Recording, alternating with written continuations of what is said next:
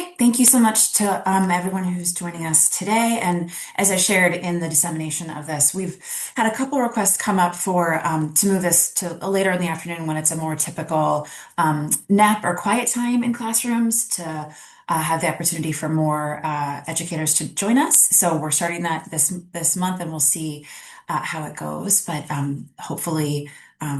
All of you that are here it works for. So that's great. And we'll continue to sort of see what the best offering is.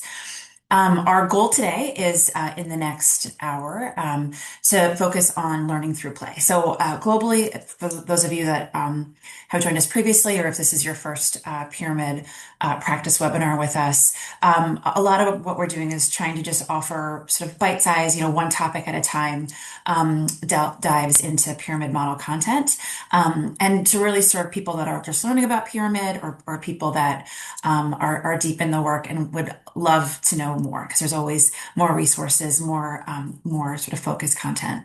So we have done now, I believe this is our 10th or 11th webinar. They're all recorded, and we'll share the link to the playlist at the end if there's any sort of particular topics that you'd like to sort of have access to. But today we chose the idea of play, acknowledging that play in early childhood happens all the time, but hopefully a little bit more in the summertime, and the opportunity for us to see play as an opportunity to build social emotional skills with young kids.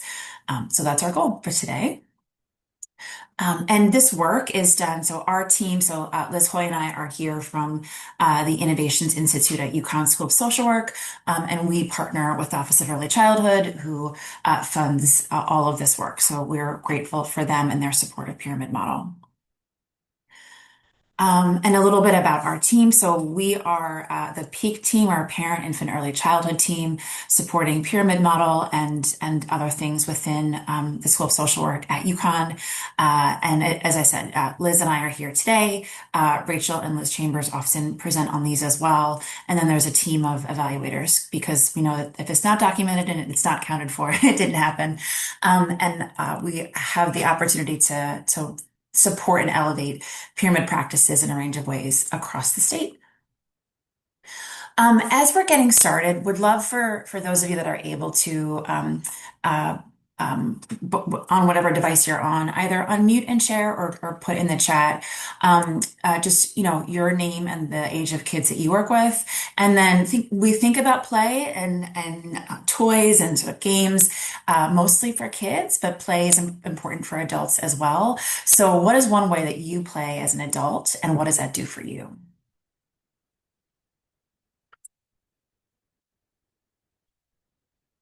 And we'll give you a few minutes to sort of answer that question. Hopefully it's an easy one. Hopefully you've engaged in play in some way recently. I can start. Thank you. Yes. My name is Victor, and I have toddlers. I work with toddlers. Awesome. Pretty much how I work with them is I become a kid myself.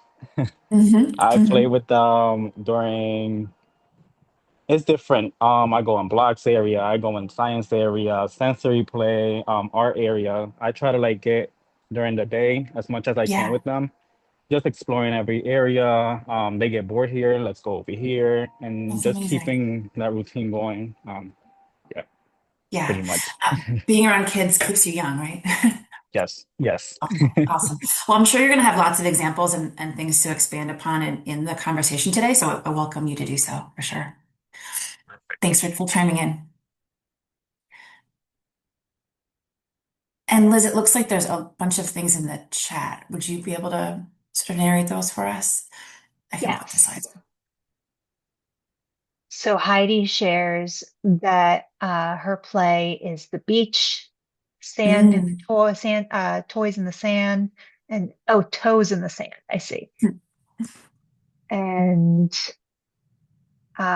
let's see, Jessica shares that just this morning she and her 3-year-old learned how to do balloon breathing. Oh, that's the best. Play can be regulation too, right? Yep. And Martina shares that play helps her children learn language and communication. Hmm. Awesome. Thank you so much, everybody that chimed in and shared. So our focus for today, as I said, is play. So you're all at the right place, and really kind of to help you and give you some language to support the families and adults that you work with to know that play is a natural language of childhood, and one of the most powerful ways that that young kids are actually learning a ton of through their play, and a lot of it is around social emotional skills, whether it's the regulation or negotiation. So we'll talk through all of that. That through play, children learn to build relationships, communicate, solve problems, regulate emotions, etc. Develop confidence, like develop a sense that they're good at something, right? They have, they're the fastest runner, etc. And that we're going to look at sort of again helping change the way that most adults see play and sort of convince them of those two things, and go through some concrete ways if you're working with a family or an adult that's having a hard time sort of knowing how to play with a young kid. What are some sort of first steps to do that? So our concrete objectives are by the end of the hour, you'll be able to describe how play supports children's social and emotional development, relationships and learning. You'll recognize opportunities to intentionally teach those skills through play, through regular routines. That you'll have some concrete pyramid model strategies and resources to promote sharing, cooperation, communication, so all the things that come up in play, that you'll have the ability to apply practical play-based strategies, as I said, for the adults, so families, caregivers, educators, etc., to use to really have those moments of play, really focus on relationships, and both with them and the child, and also between peers. And that you'll walk away with some ideas that you can take into your environments and classrooms. Um, and our sort of global lens is that plays the way of learning about the world for infants, toddlers and preschoolers, and that starts early, and that you can learn so much from observing it and from joining in their play. A lot of times adults will see sort of playtime as like a break for them, but when you're able to, even in very small doses, it can do a ton if you're able to join in their play. For those of you that are joining us for the first time or sort of just learning about pyramid, this is the visual of the pyramid model itself. It is a comprehensive public health framework that really looks at applying developmentally appropriate practices and key considerations around environments and relationships to support all children in all settings, and then sort of tier up into targeted social emotional support. So the concept of teaching these things, and then for those children or families that have hard time managing sort of persistent or challenging behaviors, intensive individualized supports for them, but knowing that all kids and families and environments and adults are benefited from many of these practices. And this is just, again, if you're first learning about pyramid, some of the key principles are that it's a foundation rooted in inclusivity, cultural responsivity, anti-racist and anti-bias practices. So a lot of this will help you in different scenarios, really sort of unpack some of that exists within our typical cultural response to behavior, especially if it's challenging. Another sort of key principle is that social emotional development is foundational for all other developmental domains. So when we think about playtime, it's actually educational time, as we said, and that a lot of times we think about the sort of kindergarten readiness or sort of beginning of school as goals around reading and writing, etc., and all of those are incredibly important and can't happen without regulation and emotional regulation. And so we have to start there, and then those other things can come. Another principle is that children need to be taught social emotional skills. So we often, think about intentionally teaching reading or math or, fine or gross motor skills, but we don't always think about this idea that we need to teach you how to identify, express, and label your emotions. But we do. And there's lots of strategies to do so, and Pyramid brings that. The final two principles are behavior is communication. So how do we think about not just wanting the behavior to stop, but what is it communicating? What is this child sort of need? What can we learn from this behavior at this moment? It helps you think about the child's need versus the environmental or adult need in the moment. And then the last is aligned with that is that all of these practices are really around supporting environments that are best for kids and that understand kids, but are focused on adult behavior. So a lot of the training, teaching, coaching, things that happen are things that adults can adjust to set environments and kids up to be successful.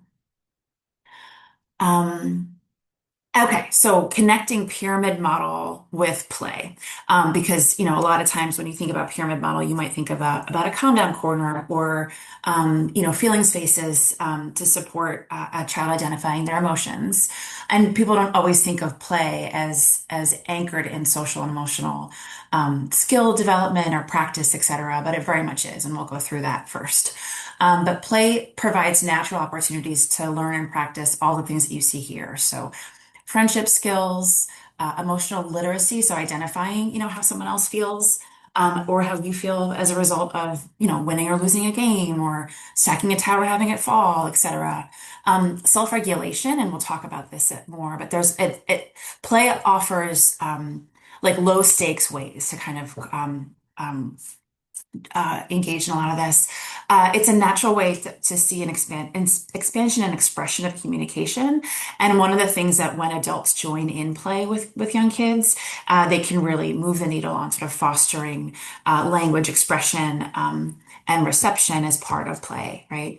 And then persistence or their ability to kind of stick with the task even if it's hard, right?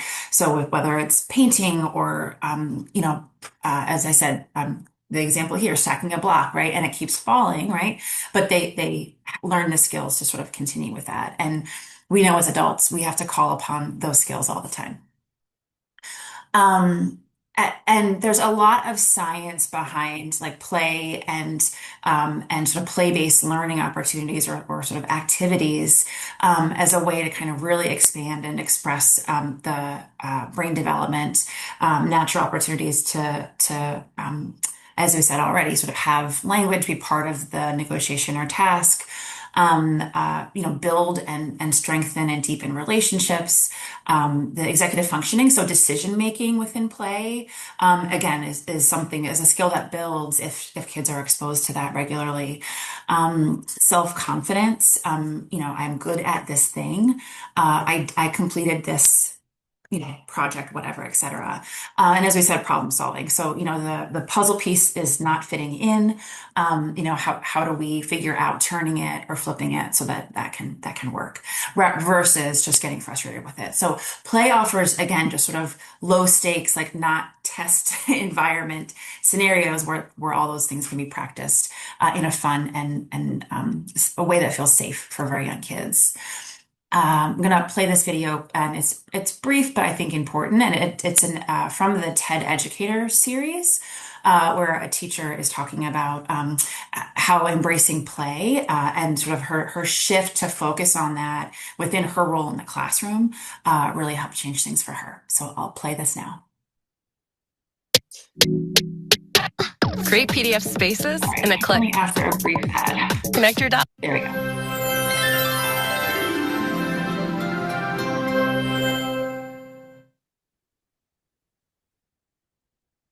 15 years ago, I walked into a classroom as a first-year preschool teacher. Ambitious and eager to impress, I created this Excel document to track the things I thought mattered most for my students: letters, numbers, shapes, and colors. Looking back, though, I wish instead I had leveraged the power of brain-building interactive play. The back and forth interactions, the serve and return, the alternating comments, questions, gestures between children and adults when they play together, that's what helps build neural connections in the child's brain. And in particular, they build the brain's prefrontal cortex, the part that manages emotions, solves problems, makes plans, all things that children have to do when they play. The research community's support of play is so resounding, I would expect to see children in nearly every household, every preschool and kindergarten classroom playing for most of their waking hours. But that's far from reality. So what's going on? Our best intentions are getting in the way.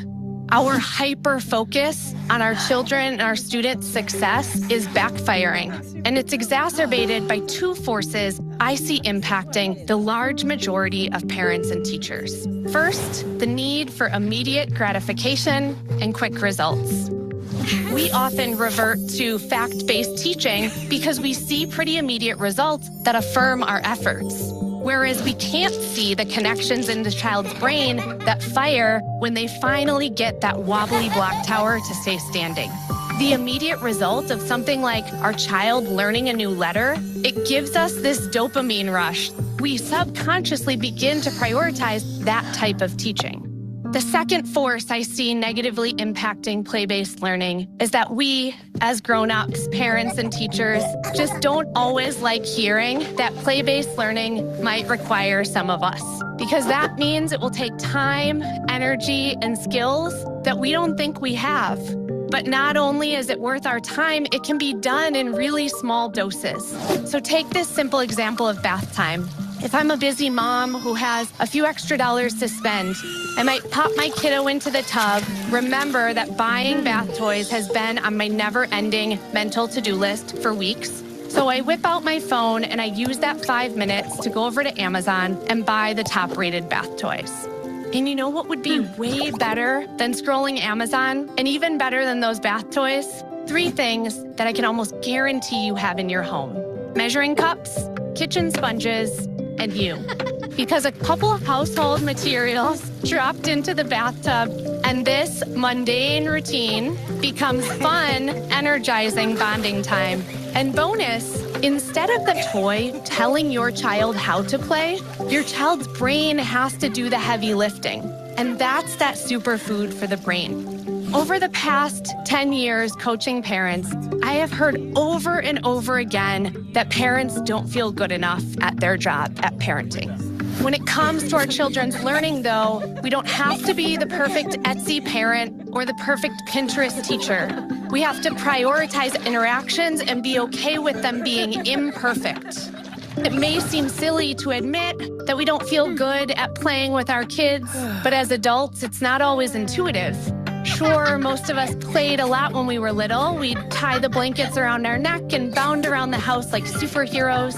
But as we grew up, that type of play wasn't encouraged anymore. A couple of months ago, my colleague and I were leading a workshop for parents and teachers. And we brought materials like shaving cream and plastic straws and buttons and pipe cleaners and just asked the parents and teachers to play, to create. Everyone froze. Then slowly but surely, people started to create. And by the end of the session, their faces were lighting up as they shared their creations with the rest of the group. It reminded me that as adults, we have to let go of our expectation that we get it right. You have the power to have an enormous impact on their brain development. You are helping build the network of neural connections that lay the foundation for all of their future learning.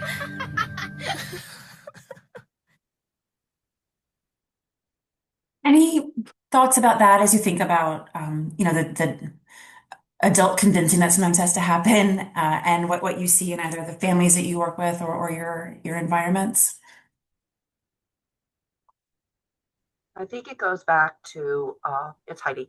It goes back to Yeah. just the simple things in life.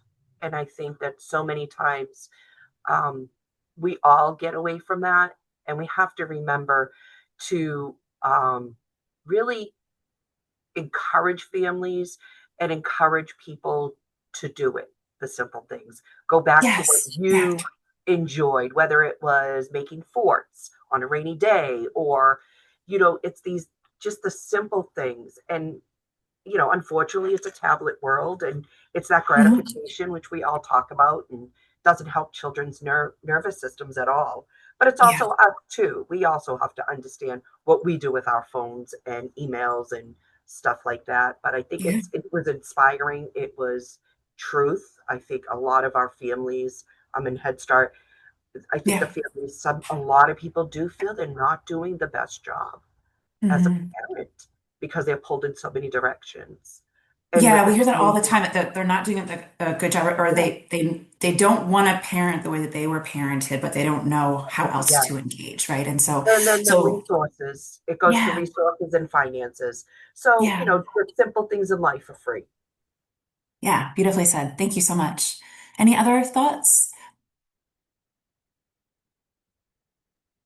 In the chat, Martina shares that it's not about the material, it's about the interaction between the family within the routine. That back and forth social interaction is the most important. Yes, yes, absolutely. So putting slides back up, what we're going to talk about for the rest Education. is really kind of, what are some concrete strategies then? And again, some sort of simple steps, some light lifts, so that we're not asking, again, parents that feel either stressed or busy or don't know how, right? Or that it's about, or that, sometimes I think playtime is my time to get a break, right? Sometimes it is. But what are some simple ways that we can sort of support adults to sort of engage and the importance of that? So we're going to go into strategies now. And we're going to sort of talk through all these things. So, that when an adult joins into play, and yes, it's also good for a child to be able to independently, play with a toy or color by themselves. But when an adult does join, they can, we'll talk about some strategies to observe and just sort of be part of the child's world, right? So often adults are spending so much of their time instructing a child, right? Sit down, finish your dinner, get your shoes by the door, et cetera, right? It's a lot of sort of instruction around task-based things. And so the power of 5 to 10 minutes of you sitting down and just engaging in their world, observing, you can learn so much about them. And, young kids at this age very typically will like sort of themed things, right? So you can learn about, what they like about cars or what they like about elephants or whatever it might be, when you sort of sit down with them. We'll talk about strategies to follow the child's lead, to model their language. And again, we talked a bit as well about the opportunity to really expand language and conversation through play. So naturally, you can introduce social interactions or scenarios, whether it's, with two characters in a dollhouse or whatever it might be. Kids will often create things where there's two cars crash together, right? And so how do you help them say, oh no, who comes help and helps people when that happens, right? And you can help them sort of talk through a lot of those things. And then of course, problem solving comes into play during play all the time. So again, like I so appreciate what you just said earlier around this is really returning to the simple things, but also giving people sort of, simple entries into that. So instead of saying, I don't know how to play with my nonverbal toddler yet, or we'll often hear adults as well, feel like, I can't read that book that he loves one more time. I'm so bored by it, right? But there's a number of different ways. There's a reason why kids like mastery, like they want to feel like they know a book and that it's a repetition is practice for them. And if we see it not as like an annoying thing for us, but like as part of their play, and understand that, sometimes I can read the whole story. Sometimes we can count the red things on a page. So you can go through the same book in different ways, to help the adults do that. There's two concrete strategies that we're gonna talk through. So one is like the OWL acronym. So observe first, wait and listen. And part of this is because it can be hard.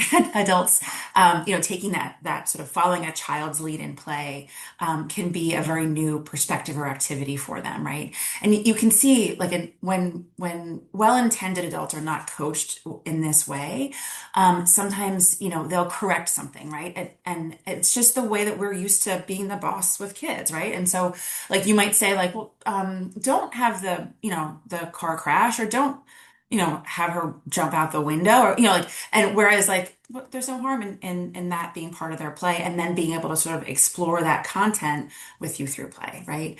But we see a lot of sort of corrective things, or um, finishing the puzzle correctly versus engaging in it in a way that the child's able to in the moment. So the idea of just like sitting and observing your child in play, waiting, listening to the themes, the things that you're noticing, and then like choose a way to respond intentionally is the OWL strategy.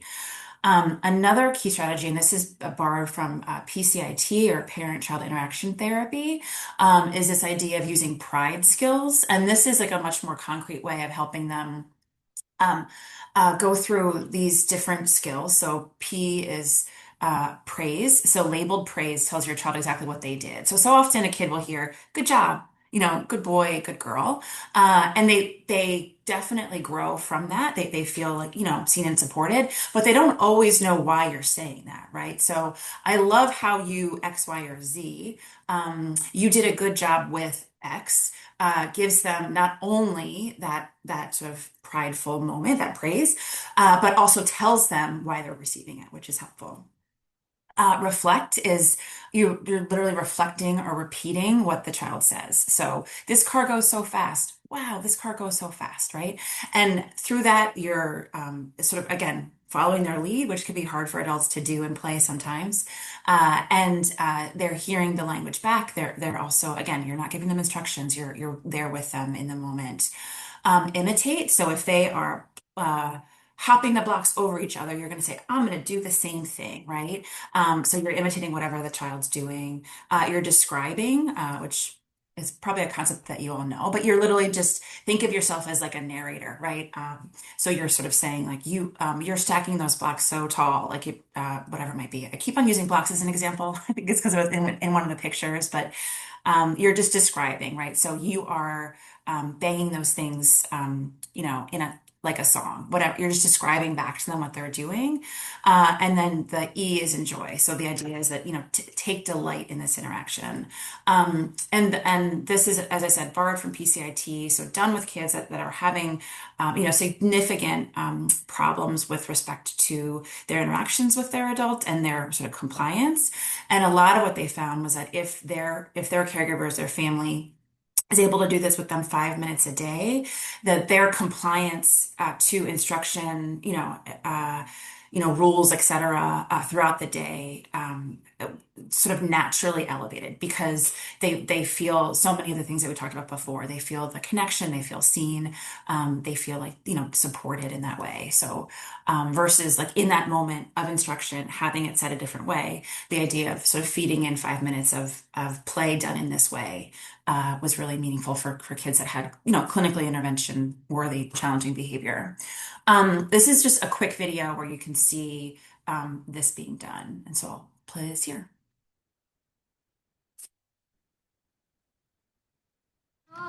That's very smart of you to know that you can make a gear factory. Now you're putting the orange piece on. I'm gonna get some more gears out for you. So each color that's in there, we put 4 of them for each one of these. You want to put 4 of each color, so yep. I got you 4 blues there. Yeah. And, you got out the orange. I like how you're working so hard on this, and I like how you know your color so well.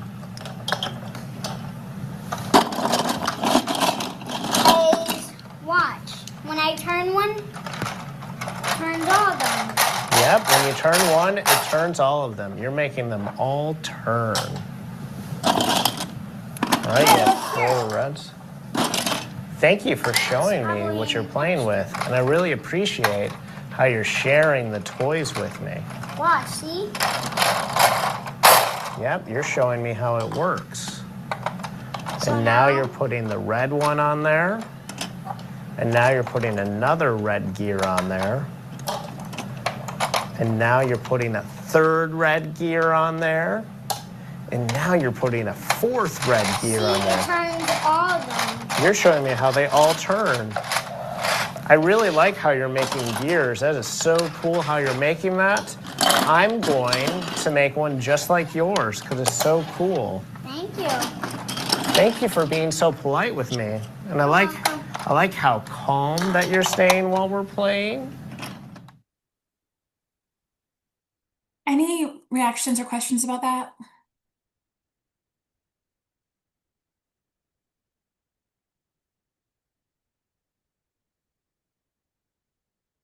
You can see he kind of it just sort of balanced it. It's not like the pride skills have to happen in any particular order, but it really is, I think, markedly different than the way that you see some adults interact and play, which can be they're still the boss, they're still sort of instructing things.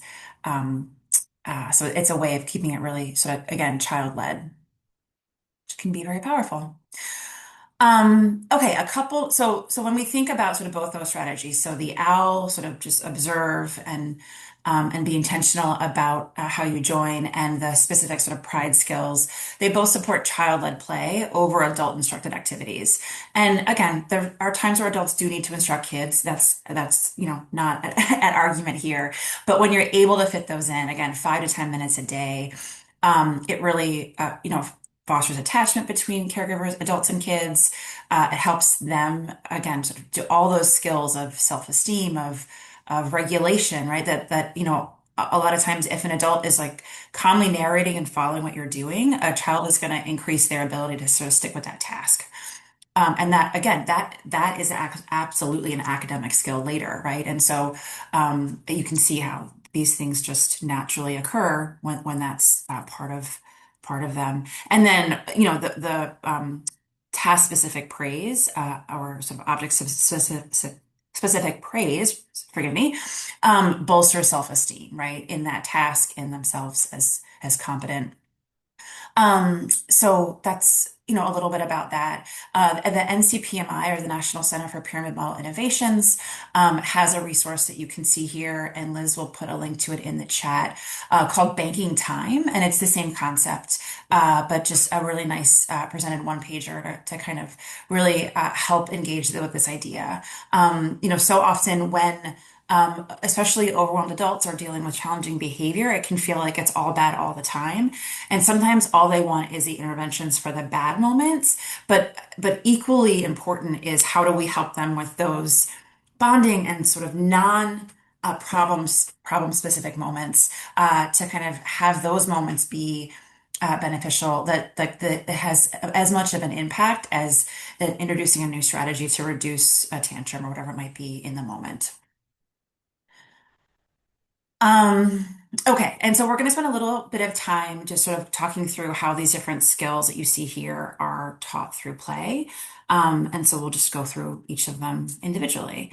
So friendship skills. And again, a lot of this is navigated with adults, right? But can occur naturally with peers as well. But there's a reason why on the preschool and even elementary school playground, there can be a lot of conflict that comes up because kids are having to navigate inviting someone in to join or disinviting someone to join, right? Or taking turns or, whatever it might be, making up a game and sort of some kids are very rigid about rules, et cetera. And so play offers natural interactions for all those things to occur. And often, and this is sort of a developmental trajectory where it's more adult time when they're younger and then less adult intervention when they're older. But, how do you help sort of facilitate those interactions? Giving a child language around, can I play with you? Can you have a turn when I'm finished? All of those things. But taking turns, again, is something that it's not only them agreeing to it conceptually, right? It's my turn on the swing, then it's your turn. We have the same amount of time, right? But also just their regulatory ability to sort of actually stop when they don't want to, but it's somebody else's turn, right? Or wait because there's two more kids who want to turn also. So things like that, whether it's, navigating that with peers on a playground or in a board game where there's, each player takes a turn, et cetera. Play offers, again, just natural ways to do that. that can be facilitated and supported most by adults. A lot of opportunities to engage in identifying and expressing and labeling and discussing emotions, right? So I wonder how the doll feels, or that dinosaur looks frustrated, right? This happens very, very easily in books, of course, where there's sort of the duck loses his shoe and how does he feel, but also in play, right? When there's sort of parts of that occur. And again, just this idea of, every moment like this is an opportunity to practice and label and express emotions, right? And out of that also comes the ability to kind of practice and support a growing empathy for others, right? Problem solving is something that naturally comes up in play. We talk about, play-based learning, right? A lot of this is, if we stack too many, chairs together, they're gonna tip over, right? But how do we kind of experience that and see that, and not, again, just have our entire environment or our entire interaction just be, I don't do that because the adult said not to, right? And going through some of this too is sort of letting a sort of bad thing happen safely, right? So letting the puzzle pieces fall out or whatever, and then go through some practicing and problem solving. Why did that happen, right? What are some ideas? What could we try so that that doesn't happen again? Again, just sort of natural opportunities where when adults push in, so many opportunities for problem solving occurs. Self-regulation is a big part of play. Sometimes, if you watch, any professional sport, sometimes adults that are playing need help remembering that as well. But it offers opportunities. So things like a freeze dance, like red light, green light, Simon Says, yoga. I think someone mentioned in here the balloon breathing, right? And when we were introducing ourselves in the beginning, those all offer really sort of safe and easy, low stake opportunities to practice those things. And again, come in to support a child to have done that in other skills and tasks. Communication, both verbal, nonverbal, but negotiating, asking questions, listening, all come into play. And again, like that idea of allowing for that to be expanded. Sometimes, when there's two kids playing together, an adult's push in can be supporting, their negotiation or their asking questions of each other. And then in communication, things like turn taking that we already talked about happen naturally, right? So again, just we're sort of dividing these all out into categories just to sort of talk them through, but often in a given interaction, you can say, oh, these three things were built in that play period or time. And we talked about this a bit already, but the idea that play and problem solving and sticking with something that isn't always super easy really supports the development of persistence, of confidence, my ability to sort of continue on a task if it feels hard or I need help figuring it out, right? And that is something that you can see, a lot of kids coming into classrooms or care sort of need some support practicing and sticking with something, right? But play, again, offers a low pressure way to do that. To make choices, test ideas, solve problems, everything you see there on the screen. And again, the idea of you'll see instead of the good job, try, you keep working until you figured it out, right? The importance of or the utility of like really labeled and direct praise. And you can swing those two things together. So great job, right? Or I'm proud of you, right? You kept working until you figured it out, right? So letting them know what they're getting praise around is important. So overall, like pretend play, I mean, there's a reason why, there's certain certain scenarios and certain sort of ingredients in a lot of early care and education classrooms, including the opportunity for dress up or the opportunity to replicate what they're seeing in a kitchen or whatever it might be, because that's how kids sort of practice and incorporate and make sense of their worlds, right? So the idea of perspective taking, communication, empathy all come in there. And often,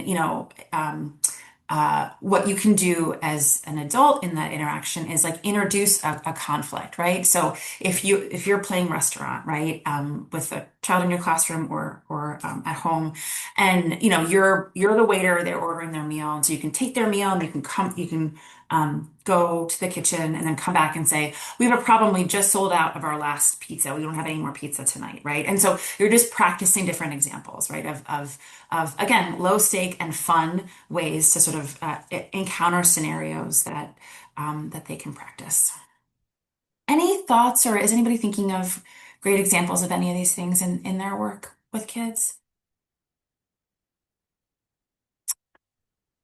Just wanted, not commanding discussion, just wanted to offer some time to talk it through if you have any. I do. Oh yeah, absolutely. Go ahead. Hey, so as I'm thinking about the video and then I just saw that slide, I mentioned something in the chat, I found the mix of praise. Oh, I like how you're doing, whatever he was doing, and he would explicitly say it, which Yeah. builds language. But the whole point of I like that, or good job, you did that, and you said you could combine that. To me, it's praising, it's not praising, combining praise with encouragement. And I think that's a really interesting strategy, because we went through this whole movement of don't create praise junkies, don't manipulate children by Mhm. saying, I like that. However, it really does build relationship when you share things that you like and things you enjoy with other people. So using No, both of those has been really powerful in the classroom for me. that's awesome. Thank you so much, Melissa. Yeah, and right. I mean, you don't want to create praise junkies. I haven't heard that before, but I know exactly what you're getting at when you say that. But also, like, I think we underestimate that, like, a lot of times, like when we think of self-esteem, I think we think of a more cognitively developed person. But self-esteem, or a child thinking, I'm not good at this thing, can show up in kids that are 2, 3, 4 years old, right? And so the power of trying to scaffold their self-esteem when praise is warranted is great, and allowing for a successful like completion of a task that would warrant praise to be different based on different kids, right? So for some kids, like their ability to sort of sit and maintain engagement in the sort of classroom story time for 5 minutes is a big deal and warrants praise because that's the longest that they've done, right? Versus other kids that are doing that easily when they come into care. Anyone else have thoughts? Hi, happy Thursday. Can you hear Hi. me? Yeah, go ahead. I just wanted to mention just a couple of things. I know when you were playing the video earlier with the gentle, and it would be great if that works for everyone. Mhm. But I do think that the interaction helps, especially for families not necessarily in an early learning center or family childcare, but at home. Yeah. Um, I have a niece and she loves to pretend that she's making breakfast. And Mm. what has helped her over the last year or so is that her mom moved her little mini kitchen into their kitchen. It was big enough so it could fit. Yeah. And so every time mom and dad are cooking, especially mom, oh, it's time to cook, her mom will mention it. So, in her eyes, Right. she believes she's truly cooking and they kind of interact. Mhm. She Mhm. might give her something real from the actual house kitchen and, give Sure. it to her, even if it's a piece of chicken that's already cooked and, it allows her to believe she's fully cooking it. And then Mhm. has a few pretend seasonings and she'll say, oh, you forgot this one. And before she never really cared for that kind of play. It was either Mhm. blocks, magnetiles kind of thing. Yeah. But she loves, pretending to be the restaurant one morning and pretending to have Mhm. tea and coffee. And so, it helps with the family at Yeah. times Yeah. when they're a little too busy, not intentionally, So Right. sometimes And she you have to make a meal. goes Exactly. Yeah. Yeah. Yeah. into the same space. That's so cool. I love that example. And an example, right, of observation first and noticing a theme in your child's play and then being able to incorporate that. That's great. Thank you so much. Those are great examples. Anyone else?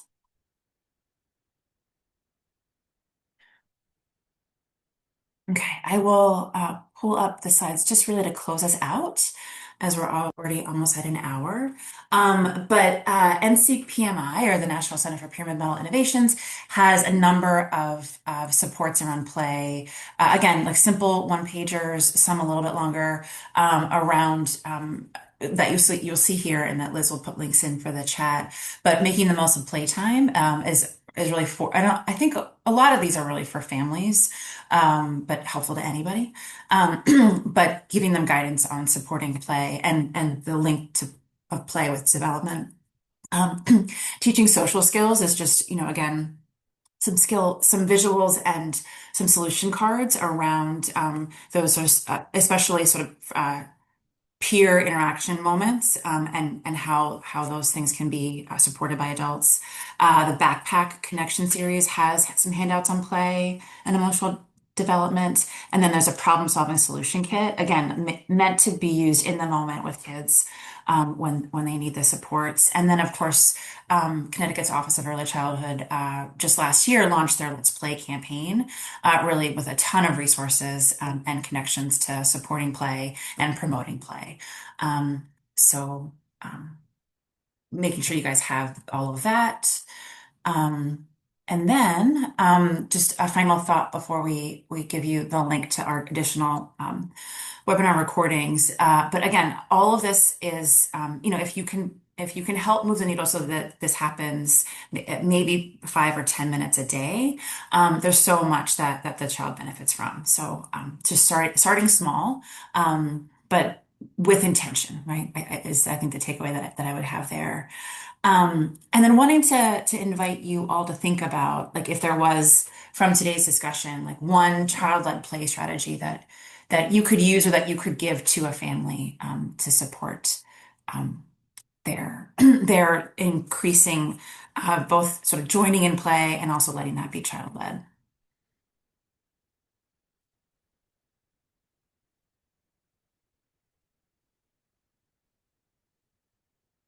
So if anything comes to mind for folks, happy to have you put it in the chat or share with the group. As you're thinking that through, as I said, we've had a number of different Lunch and Learn recordings. So we started this last August around using Pyramid to set up your classroom, had a couple of different topics around family engagement, part 1 and 2 on reframing behavior. So how do we understand behavior and then reframe our response to it? How do we support family belonging within educational and early care programs? How do we teach problem-solving skills? There was one on transitions. You can see the list there. So that the playlist that you see there that we'll put in the chat as well is a sort of a on-demand, available to you at any time, recordings of each of those things. And then our next Pyramid Practice Lunch and Learn webinar, we'll hold it again at the same sort of later time and welcome feedback from you all on your preference around that as we sort of try to adjust and respond to requests. But is focusing on self-care for the adults who care for kids. So we'll talk both about families and educators and child care providers, but really thinking about, as we're talking about employing all these strategies, how do we also really think about regulation and your own sort of self-care as you're doing the intense jobs of supporting kids within this work. So would love to have you join us then as well. And our email, so peakparentinfantearlychildhood@uconn.edu, is a great way to reach us if you have ideas, requests, questions. And that concludes our time for today. So I'm happy to stay on if folks have any questions, but otherwise, thank you all for joining in this conversation and for all that you did to contribute to it as well.